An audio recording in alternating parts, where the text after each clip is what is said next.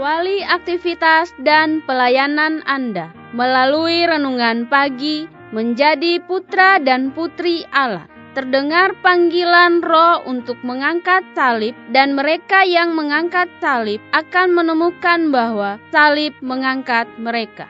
Dituliskan oleh Ellen G. White bersama Pendeta Denny Kanajo. Selamat mendengarkan. Shalom, salam sejahtera untuk para pendengar dimanapun Anda berada saat ini. Kita berjumpa kembali dalam mendengarkan firman Tuhan melalui audio renungan pagi pada tanggal 26 Februari dengan judul Kita Tidak Akan Mencuri. Sebelum kita melanjutkan bacaan renungan kita pada saat ini, saya mengajak untuk kita semua berdoa.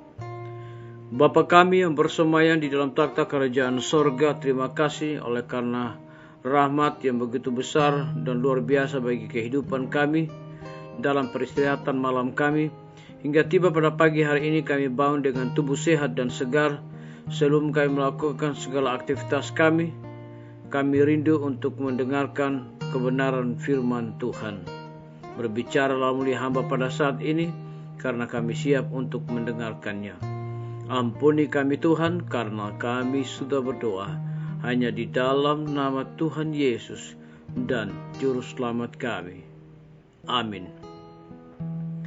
Ayat inti kita terdapat di dalam Keluaran 20 ayat yang ke-15, jangan mencuri. Mari kita ikuti penjelasannya. Baik dosa-dosa umum maupun secara pribadi tercakup dalam larangan ini. Hukum yang ke-8 ini menghukum penculikan dan sosial perbudakan dan melarang peperangan untuk menguasai orang lain.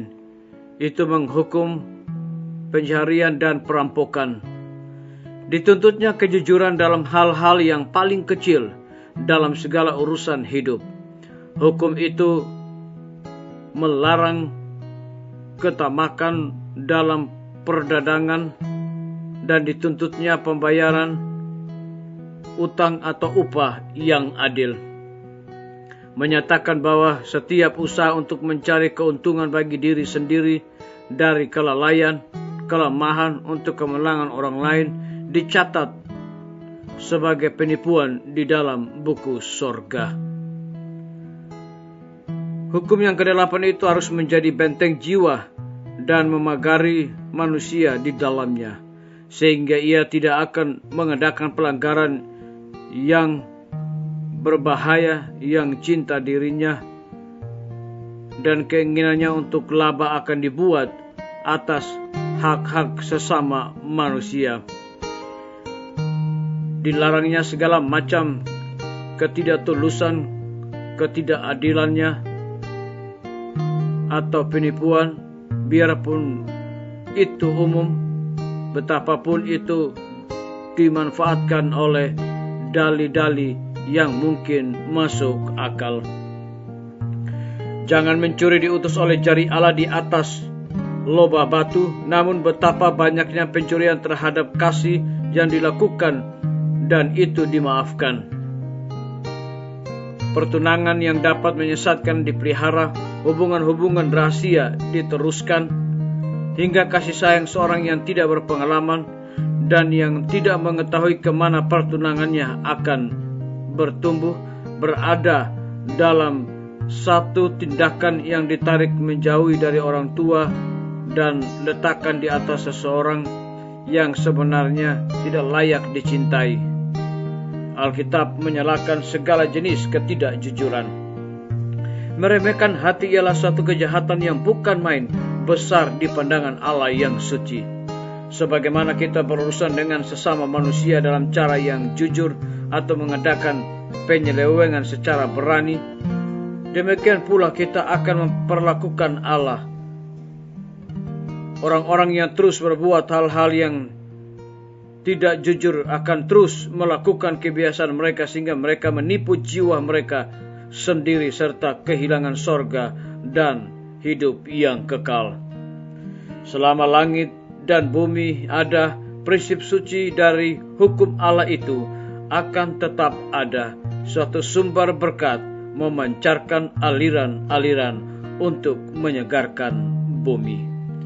Biarlah bacaan renungan pada saat ini akan menjadi berkat bagi kita semua. Mari kita tunduk kepala dan berdoa. Bapa di sorga, terima kasih oleh karena kebenaran firman Tuhan pada pagi hari ini mengingatkan kembali kepada kami, jangan mencuri. Terpujilah namamu ya Tuhan.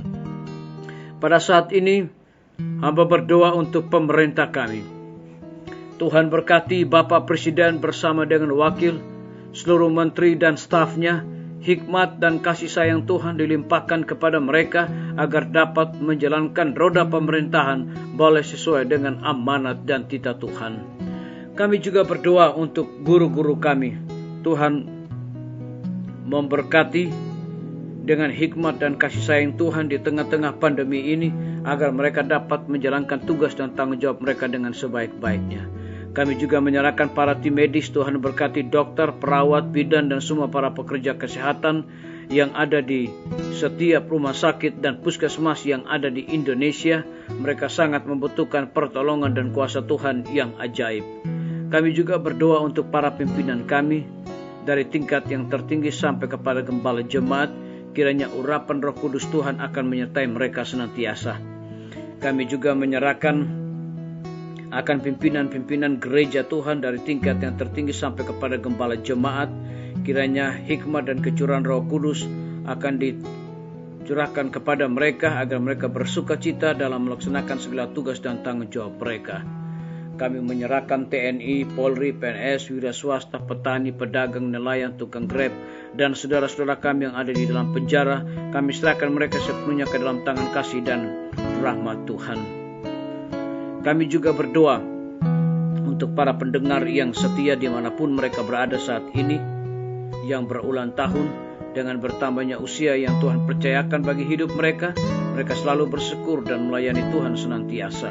Terima kasih Tuhan Yesus, dengarlah doa kami Bapa, dan mau mengampuni segala dosa kami, karena kami sudah berdoa hanya di dalam nama Tuhan Yesus dan Juru Selamat kami. Amin.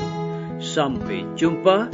Tuhan Yesus memberkati kita semua.